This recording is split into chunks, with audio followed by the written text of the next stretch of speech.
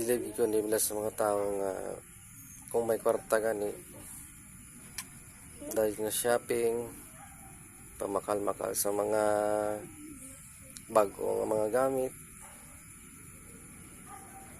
bagong sapatos, bayo, nga ano na pala, ang mga bago lang para mapakita nila na may kwarta sila. Nga may bago sila nga pabugal bala. Pero mabot nga yung punto nga magmasakit ilang nga bata, pamilya nila, hospital. Tapos, wala sila kwarta. Isang nagpa-check up ka bata na trangkaso, wala. Iwa sila nag-save, wala sila nagpundo kwarta. Mga kwarta sila, ila dayon nga igasto, wala nga save. Karon kay ara sa ital-ital. Tungkol kay way ka kwarta, mangita ka ulaman. Ngita ka pindahan sang imo nga mga kagamitan